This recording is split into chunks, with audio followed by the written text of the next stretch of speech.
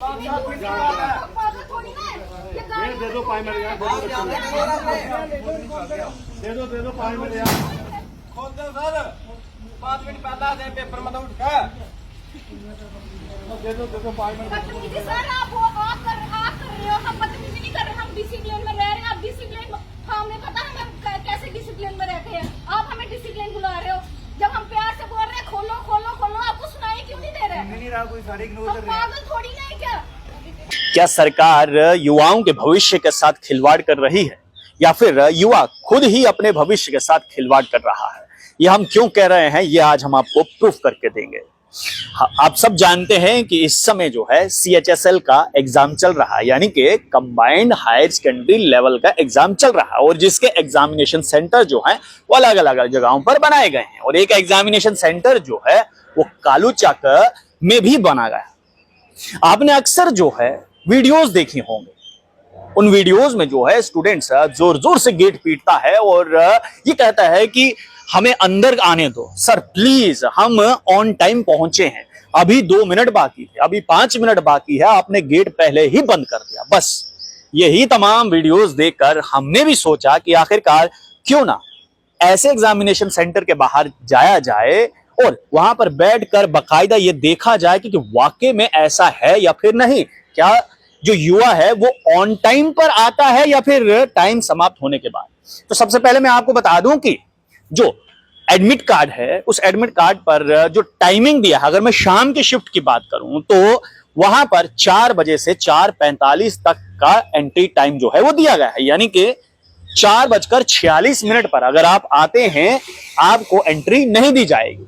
अब सवाल यहां पर यह है कि आपको 4:45 से पहले एंटर होना है, अगर 4:46 होंगे तो आपको एंट्री नहीं मिलेगी। यही देखने के लिए हम यहां पर ये कालूचक जो बलदेव इंफोटेक है वहां पर हम गए थे, और हमें वहां पर बहुत ही हैरान कर देने वाली बातें जो है वो दिखाई दी।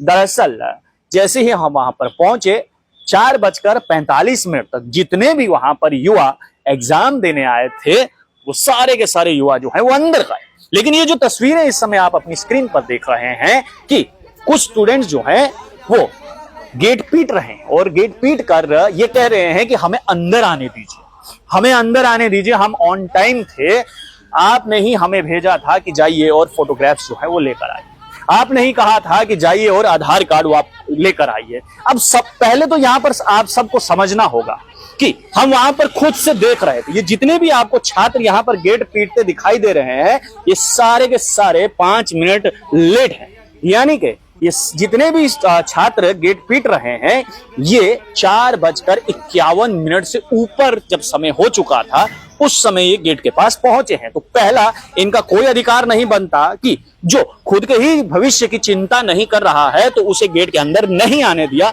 बहुत बढ़िया करा। दूसरा सवाल यहां पर यह है कि अगर आपसे ये कहा गया है, बाकायदा आपके एडमिट कार्ड पर लिखा गया है कि आपको अपना ओरिजिनल आधार कार्ड लेकर आना है, तो आप फोटोकॉपी क्यों लेकर जा रहे हैं? जब उसमें लिखा है, उसी एडमिट कार्ड में यह भी लिखा है कि आपको किसी भी प्रकार की गैजेट जो है वो अंदर लेकर नहीं जानी है। बावजूद इसके बहुत सारे ऐसे छात्र हैं जो गैजेट्स लेकर आए और वहां पर जो है वो आर्गुमेंट्स करने लगे कि हम तो अंदर लेकर जाएंगे, आपने हमें पहले क्यों नहीं बताया? शायद उन्होंने ये सब पढ़ा नहीं होगा।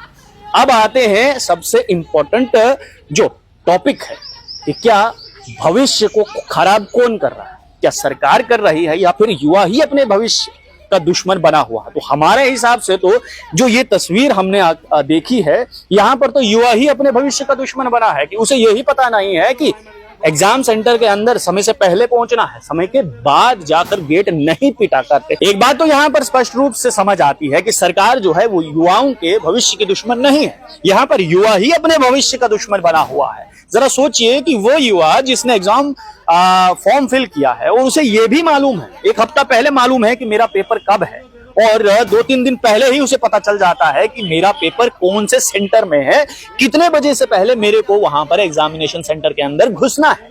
उसके बाद उनकी कुछ प्रक्रियाएं होती हैं और फाइनली जो है आपका एग्जाम शुरू होता है। लेकिन कुछ ऐसे भी युवा होते हैं शायद जो पहले ही मन में ठान कर बैठते हैं कि हम तो 5 मिनट में वहां पहुंच जाएंगे, और बाद में तर्क दिया जाता है कि बहुत ज्यादा ट्रैफिक था। तो जरा सोचिए कि वो जो अंदर बैठे हुए छात्र हैं, वो युवा हैं जो एग्जाम सेंटर के अंदर पहुंच चुके हैं, क्या वो ट्रैफिक उनके लिए नहीं था? आपके लिए क्या ज्यादा ही ट्रैफिक आया है? तो ये सवाल यहां पर आप सबसे भी हम पूछेंगे कि ये जो तमाम सिनेरियो हमने देखा है और आपको बताया है, इस सिनेरियो से तो यही समझ आता है कि सरकार युवाओं के भविष्य की दुश्मन नहीं, बल्कि युवा ही जो है वो अपने भविष्य का दुश्मन बनता जा रहा है। आप लोगों की इस बारे में क्या राय है? अपनी राय नीचे कमेंट बॉक्स में जरूर रखिएगा।